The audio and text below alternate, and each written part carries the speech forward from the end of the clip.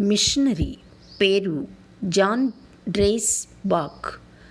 జననం 1921, మరణం 2009. స్వస్థలం వాయువ్య ఓహియో, దేశం అమెరికా సంయుక్త రాష్ట్రాలు, దర్శన స్థలం నైజీరియా. దైవభక్తి గల ఒక వ్యవసాయ కుటుంబంలో జన్మించిన జాన్ డ్రేస్ బాక్ వారి కుటుంబంలోని 3 సంతానంలో ఆఖరివాడు. అతని తండ్రి ఆదివారపు బైబిల్ పాఠశాల సండే స్కూల్ యొక్క నిర్వాహకులు. అతని తల్లి ఉమెన్స్ మిషనరీ సొసైటీ మహిళా మిషనరీ సంస్థలో క్రియాశీల సభ్యురాలు మరియు ఆదివారపు బైబిల్ పాఠశాల యొక్క ఉపాధ్యాయురాలు కాగా, విదేశాలలో మిషనరీ సేవ పట్ల మిగుల ఆసక్తి కలిగి ఉన్న అతని తల్లిదండ్రులు తమకు పిల్లలు కలగక మునిపే వారిని ప్రభు సేవ కొరకే సమర్పించారు.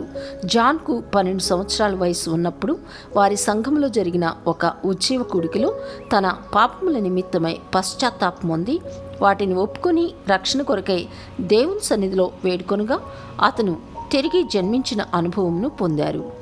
మిషనరీల జీవిత చరిత్రలను చదివే అతని తల్లి వాటిని చదువుటకు జాన్ను కూడా ప్రోత్సహించారు. ఇది ఆఫ్రికాలో మిషనరీ సేవ చేయుట కొరకైన అతని పిలుపును నిశ్చయపరచుటలో కీలక పాత్ర పోషించింది. వైద్య కళాశాల నుండి పట్టా పొందిన తరువాత 1948 సంవత్సరంలో తన జీవిత భాగస్వామి అయిన బెట్టీతో కలిసి పశ్చిమ ఆఫ్రికాలోని నైజీరియాకు మిషనరీగా వెళ్లారు జాన్. అక్కడ అతను ఉత్తర నైజీరియాలోని 3 పెద్ద కుష్ఠరోగుల ఆసుపత్రులను పర్యవేక్షించే నిర్వాహకులుగా పనిచేశారు. ఈ ప్రాంతం ప్రధానంగా ముస్లిం ప్రజలచే ఆక్రమించబడినందున వారు చేస్తున్న సేవలో ప్రధానంగా సువార్త ప్రకటనపై వారి దృష్టి కేంద్రీకరించబడింది. అంతేకాకుండా దేవుని వాక్య జ్ఞానంలో ఎదుగులాగున ప్రజలను ప్రోత్సహించుటకు గాను మరియు పురుషులకు పాదరులుగా శిక్షణనిచ్చుటకు గాను వారు బైబిల్ పాఠశాలను కూడా నిర్వహించారు. సెలవు దినముల్లో అతను ఆఫ్రికా నుండి వచ్చినప్పుడు సువార్త సేవ చేసే విశ్వవిద్యాలయమైన దక్షిణ కెరోలినాలోని బాబ్ జోన్స్ విశ్వవిద్యాలయం వారు వైద్యపరమైన మిషనరీ సేవ కొరకు పాఠ్యాంశాలను అభివృద్ధి చేయుటకై జాన్ను నియమించారు.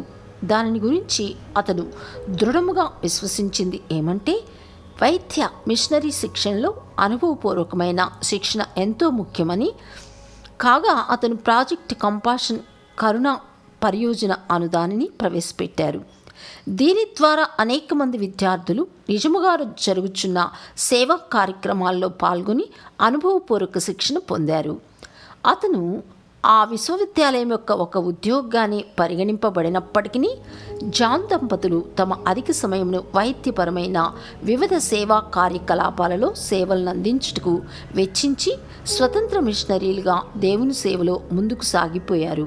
అంతేకాకుండా తన జీవితంలో చెప్పుకోదగినంత కాలం పాటు విదేశాలలో మిషనరీ సేవ చేయుటను గురించి కళాశాల విద్యార్థులకు ఆలోచన చెబుతూ అందుకు వారిని ప్రోత్సహించుచు కూడా జాన్ సేవలు అందించారు.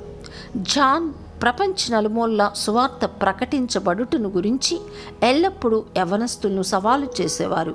అది ఎంతో ఫలభరితమైనదంటకు అతని ద్వారా ప్రోత్సహించబడి ప్రపంచమంతటా విదేశీ మిషనరీ పరిచర్యల్లో తమ సేవలను అందించుచున్న యవ్వనస్తులు సాక్ష్యముగా నిలుస్తారు. ప్రియమైన వారలారా, ఇంతకుముందెన్నడూ సువార్త వినని వారికి సాక్ష్యమిచ్చే అవకాశం మీరు కూడా కలిగి ఉన్నారని మీరు గ్రహించగలుగుతున్నారా? ప్రభువా, నా స్వార్థపూరితమైన జీవితమును విడిచిపెట్టి విమోచననిచ్చే కృపా సందేశం యొక్క అవసరతలో ఉన్నవారికి ఆ సందేశమును చేరవేయుటకు నన్ను నేను సమర్పించుకొనెదను. Amen, amen, amen.